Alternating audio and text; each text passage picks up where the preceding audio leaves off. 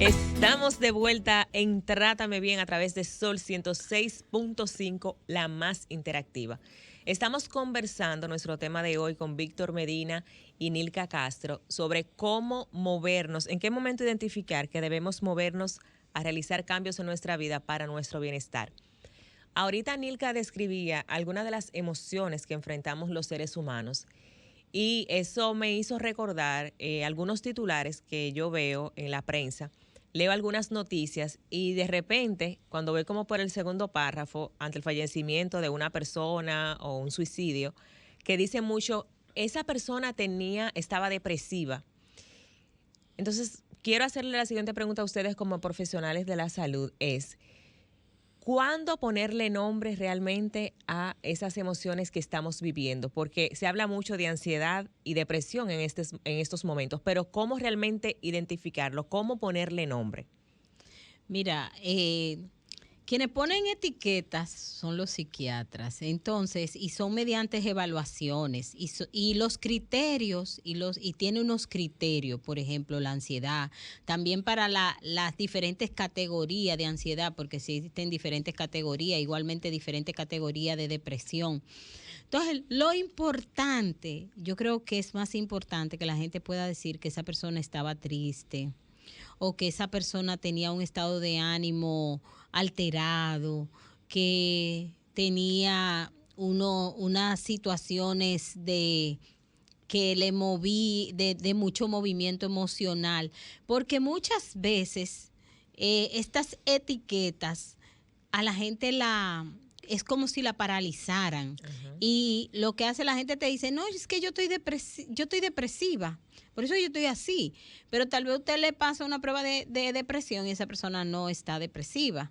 Y entonces cuando eso pasa, la persona dice, pero es que yo no tengo ánimo para nada. Y hay múltiples factores. A veces para diagnosticar, por ejemplo, una depresión, no solamente se mira el componente de los estados de ánimo, a veces también se evalúan algunas sustancias, porque también puede haber baja en la vitalidad y cambios emocionales por temas de hormonas, por temas de sustancias corporales.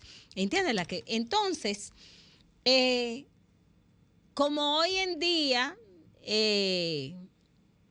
el Internet, ¿verdad? Esa plataforma del Internet nos permite accesar a tanta información y la gente usa muchos términos técnicos. Esos términos técnicos la gente lo utiliza sin criterio. Uh-huh. Y la gente se cree que de verdad que está, mire, yo tuve un episodio y cuando tú miras, tú dices, bueno, tiene algunas características, pero no todas las características. Entonces eso es muy riesgoso. Es más importante usar un lenguaje simple, llano, estoy triste, un lenguaje emocional. Siento un dolor, siento una presión, las sensaciones, que esas son las sensaciones. Tengo una presión en el pecho, tengo escalofrío, o tengo frío, o tengo calor, o tengo tensión, o no me siento con fuerza, me siento desvitalizada, tengo una sensación de vacío, tengo como un hoyo, eso que la gente narra que son las sensaciones. ¿Entienden? Eso se llama sensaciones. La gente puede hablar porque eso la gente lo percibe internamente y eso nada más como que lo puede reconocer él o ella, eso no lo puede reconocer nadie, o sea, ese hoyo no es esa que la vecina, gente, esa amiga, no, ¿qué puede decir? O ese peso en el estómago que la gente dice, yo tengo como una piedra en el estómago, yo no he podido comer porque yo siento una piedra y eso son sensaciones y eso habla de que el mundo emocional se está moviendo. Eso habla de que el mundo, la gente dice, yo tengo una tristeza, yo tengo un dolor en el corazón, yo tengo como si me hubiera cortado. No me ha pasado, pero yo tengo ese dolor, ¿entiendes?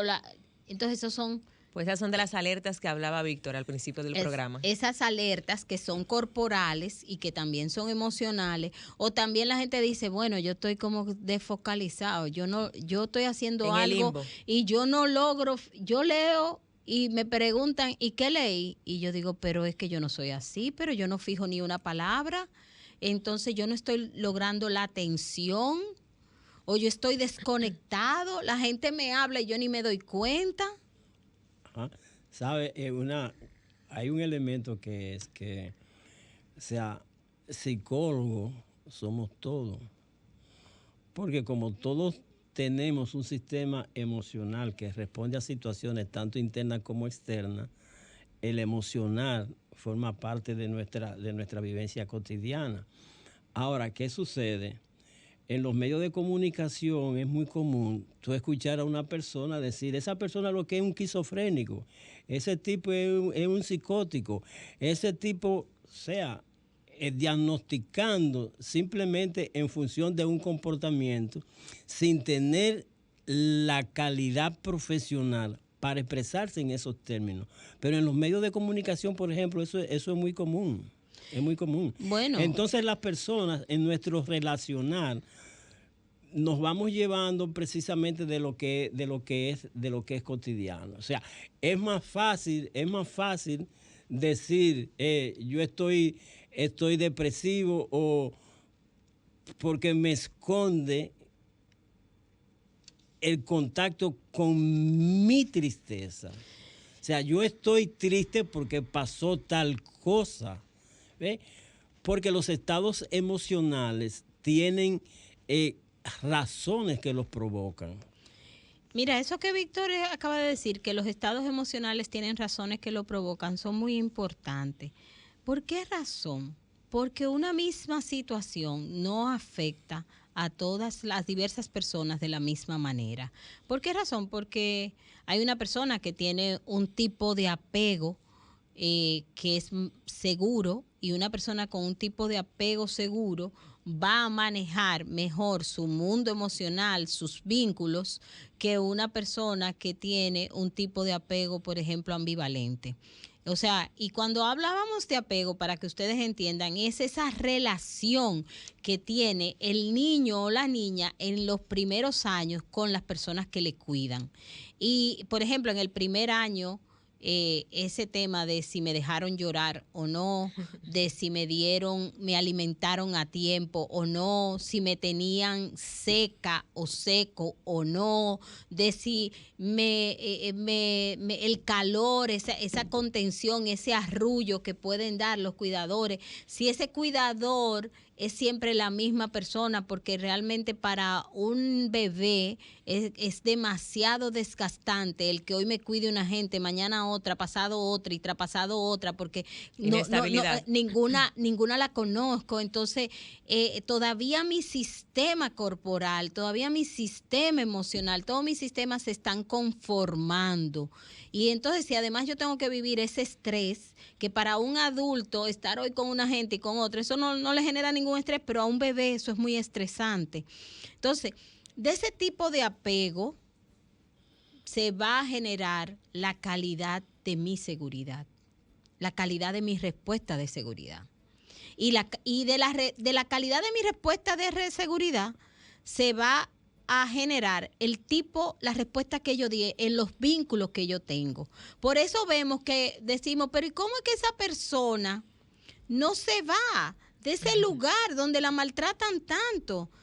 Pero si esa persona tiene un apego desorganizado, por decir algo, que es una persona que no la cuidaron bien, una persona que la... En su cerebro, ese trato no tal vez ni connota. Y por eso se queda. ¿Entiendes? Entonces, hay que mirar, cuando uno mira una respuesta emocional, son muchos los componentes que están incidiendo en esa respuesta. También las experiencias traumáticas o las experiencias adversas que haya podido tener esa persona. A veces hay personas que tienen un buen tipo de apego, pero tuvieron varias experiencias adversas en la primera infancia. Y esas experiencias adversas son, por ejemplo, mamá murió cuando yo tenía 2 años. Y entonces mamá llevaba muy bien el tipo de apego que yo tenía, pero a partir de que murió mamá, ¿cómo pasó? ¿Entiendes? O yo viví un abuso, una situación de abuso sexual o de cualquier otro tipo, abuso emocional con alguien, por ejemplo, que me cuidaba. Que cuando mis padres iban a trabajar. Entonces, todo eso es lo que vamos a mirar. Víctor, tú ibas a decir. Otro elemento que hay que especificar es precisamente que el niño, en la medida que va respondiendo, va creando en su sistema neuronal, va creando vínculos. Entonces, ese sistema neuronal, esa plasticidad cerebral, va generando precisamente una fortaleza para responder de tal manera o de otra, de acuerdo a la satisfacción de sus necesidades. El niño en sus primeros años responde a través de 3 estímulos básicos, que son el ruido, el ver y el sentir, el tocar. Entonces, a veces, por ejemplo, una habitación mal iluminada o con mucha luz, o una persona que está ausente, ese sistema neuronal no se va a ir desarrollando con esos caminos adecuados, ¿ves? Incluso, mira, tenemos el caso que hay personas que tú lo escuchas y dicen, cuando nosotros nos mudamos todo cambió, porque también hay un elemento social de vínculo que va a motivar una serie de respuestas y de habilidades que quizás en otro momento no la tenían.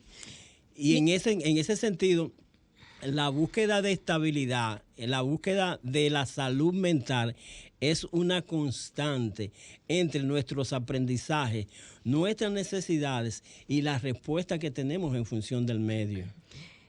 Ahora que tú dices eso, y yo quiero aprovechar eso que estás diciendo y lo que hablabas del ruido, por ejemplo, a mí me preocupa en un país como nuestro que tiene un alto nivel de ruido y que la gente entiende que en mi casa yo puedo poner la música a la altura que yo quiera, que como en mi carro yo ando con la música a la altura que yo quiera, circulando, y pese a que hay leyes como que nadie se inmuta ante eso, y no vemos el daño que le estamos haciendo a nuestro organismo y las alteraciones que eso produce en nuestros sistemas, en nuestro sistema nervioso. Los otros días yo fui al neurólogo a chequearme y él me hacía la prueba de reflejo y yo le decía, pero yo tengo mis reflejos demasiado activos, y él me decía, en nuestro país la mayor parte de las personas tienen los reflejos muy activos.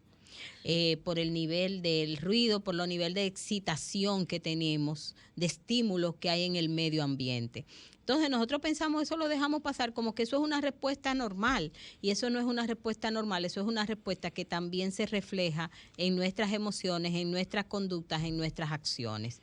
Nosotros somos de dar respuestas rápidas, muy reactivas, también producto de todo eso. El otro tema que quiero, que es una creencia que nosotros tenemos, por ejemplo, cuando en una familia hay bebé, mucha gente dice, déjalo llorar, porque así él se va a acostumbrar a estar solo, así él va a aprender a dormir, así. Y le desarrollan los pulmones. Se le desarrollan los pulmones, decían antes.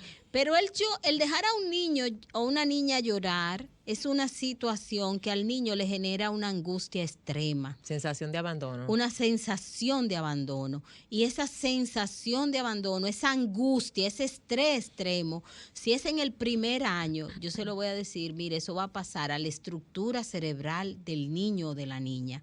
Porque el cerebro, cuando nace un niño o una niña, el cerebro está en un 20% apenas. Y en el primer año, el cerebro llega a un 80%. Por eso, todas las experiencias del primer año van a pasar a la estructura básica del niño o de la niña. Entonces, hay que cuidar hay que cuidar ese primer año, porque de ahí van a responder muchas respuestas. Porque el desarrollo es simplemente que vamos sumando experiencia para lo que vamos a hacer luego, como que cada vez poniendo un peldaño más en lo que vamos a hacer. Así que mire, yo le exhorto a que no aguante malestar, a que priorice su bienestar, a que priorice estar bien. Víctor, ¿qué tú le quieres decir a la gente antes de terminar hoy? Y no alimenten sus sentimientos con noticias trágicas y traumáticas que vivimos pendientes de lo malo que ha pasado. Entonces vivimos retroalimentando nuestro sistema con carga negativa. Bueno, esta es Trátame Bien. Le esperamos el sábado que viene en una nueva entrega. Esperemos que ya Ana Andrea esté bien y que esté con nosotros nueva vez. Y ustedes cuídense y traten de ser felices. Esto es Trátame Bien. Sigan con Sol 106.5 FM, la más interactiva. Sol